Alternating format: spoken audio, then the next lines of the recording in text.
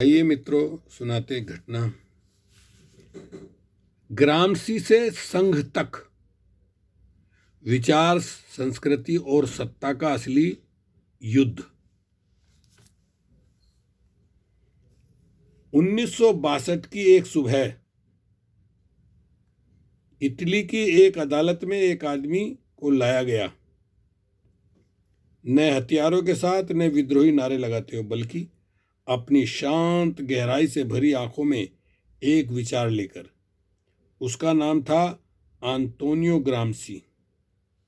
अदालत में बैठे जज ने मुसोलिनी की तानाशाही की ओर देखकर कहा, हमें इस आदमी का दिमाग कम से कम 20 साल तक बंद रखना होगा। सत्ता ने पहली बार इतनी स्पष्टता से यह स्वीकार किया कि उसका सबसे बड़ा दुश्मन बंदूक नहीं, विचार है।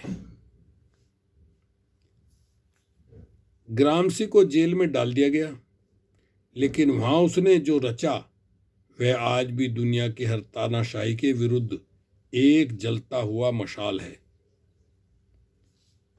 प्रिजन नोटबुक इन टिप्पणियों में उसने एक क्रांतिकारी अवधारणा रखी, सांस्कृतिक वर्चस्व। उसने कहा कि कोई भी सत्ता केवल लाठी, जेल और गोलियों से नहीं चलती।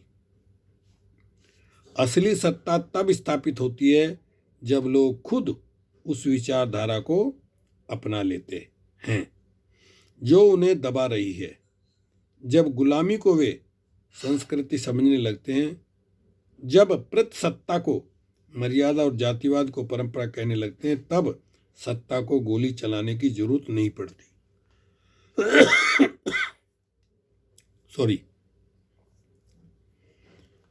मुसोलिनी ने ग्रामसी को कैद किया, लेकिन उसकी चेतावनी को बखूबी समझा। उसने धर्म, राष्ट्र और संस्कृति को एक त्रिकोण में बदल दिया, जहां चर्च, स्कूल और मीडिया सभी एक ही बात दोहराते थे, राष्ट्र सर्वोपरि है, विरोध अपराध है और सत्ता ईश्वर की प्रतिनिधि है। वह जानता था कि अगर बच्चा जन्म से ही महानता का पाठ पढ़े, अगर वह राष्ट्र को ही ईश्वर समझे, तो वह कभी सवाल नहीं पूछेगा। भारत में यह प्रयोग वर्षों बाद दोहराया गया और उससे भी गहराई से। संघ ने सत्ता की सीढ़ी चढ़ने से पहले चेतना की जमीन तैयार की। उसने मुसोलिनी की तरह सत्ता का हिंसात्मक उत्सव नहीं रचा, बल्कि संस्कार और संस्कृति के नाम पर धीरे धीरे लोगों की सोच पर अधिकार कर लिया। वह जानता था कि युद्ध बंदूक से नहीं, पाठ्यक्रम से जीता जाता है। इसलिए स्कूलों में पौराणिक झूठों को भारतीय ज्ञान प्रणाली कहकर पढ़ाया गया, विज्ञान को हटाकर आस्था को बैठाया गया और मंदिरों को राजनीति के मंच में बदल दिया गया। आरएसएस की सबसे बड़ी चाल यही रही कि उसने सत्ता में आने से पहले संस्कृति को हथिया लिया। उसने वो भाषा, वो त्योहार, वो पहनावे, वो पारिवारिक संरचना तय कर दी जो उसके हिंदू राष्ट्र की नींव बन सके। विद्या भारती के स्कूलों से लेकर टीवी चैनलों तक हर जगह एक ही विचार फैलाया गया, जो हमारे जैसे नहीं हैं वे देशद्रोही हैं, जो संविधान की बात करता है वह विदेशी एजेंट है, और जो सवाल पूछता है वह टुकड़े टुकड़े गैंग का हिस्सा है। संविधान को विदेशी क्यों कहा जा रहा है? क्योंकि वह बराबरी की बात करता है। वह मनु की उस व्यवस्था को अस्वीकार करता है जिसमें ब्राह्मण मुख से और शूद्र पैर से बनाए गए थे। संविधान कहता है कि कोई मनुष्य नीचा नहीं है, कोई जन्म से महान नहीं होता, और यही बात उस पूरी वर्णवादी व्यवस्था को जड़ से हिला देती है। यही कारण है कि फूले पेरियर और अंबेडकर को पाठशाला से हटाया जा रहा है, क्योंकि उन्होंने उस नींद को तोड़ने का दुस्साहस किया था जिसमें यह देश हजारों वर्षों से पड़ा था। ये वही लोग थे जिन्होंने विदेशों में जाकर जाना कि मनुष्यता क्या होती है। अम्बेडकर ने कहा, मैं हिंदू के रूप में जन्मा हूं, ये मेरे बस की बात नहीं थी, लेकिन मैं हिंदू रहकर मरूंगा नहीं। फूले ने कहा, जाति तोड़ो, शिक्षा दो। पेरियर ने तर्क को धर्म से ऊपर रखा। ये उस भारत की आत्मा थे जिसे सदियों की चुप्पी ने मूक बना दिया था। उन्होंने बताया कि जो तुमने धर्म समझा था वह दरअसल तुम्हारी मानसिक जंजीरें थी।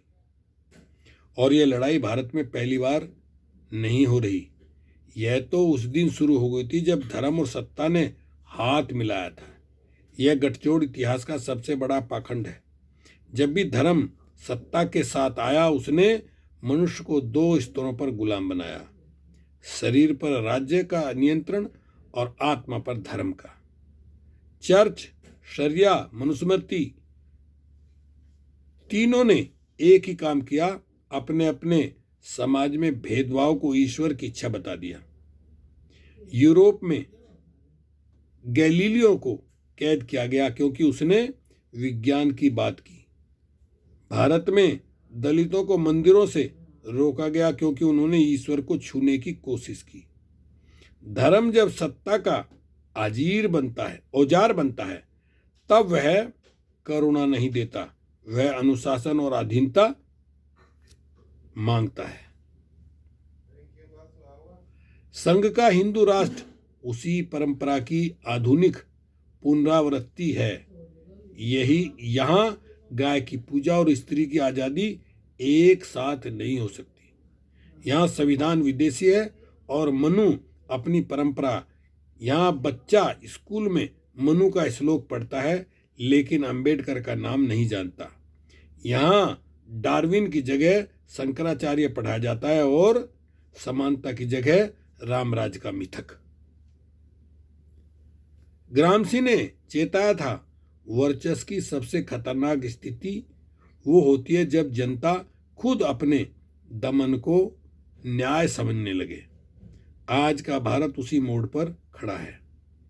सवाल अब ये नहीं है कि संविधान किस देश से आया, सवाल ये है कि क्या तुम समानता चाहते हो? अगर हाँ तो संविधान तुम्हारा है, अगर नहीं तो मनु की राख उठाकर फिर से आग लगाना चाहते हो। ग्रामसी फिर से जरूरी हो गया क्योंकि मुसोलिनी फिर से लौट आया, इस बार भगवा पहने और संस्कृति के नाम पर चेतना पर कब्जा किए हुए। अब अगर हम चुप हैं तो याद रखिए, विचार जब बंधक बनते हैं तो इतिहास तानाशाही की गोद में बैठता है।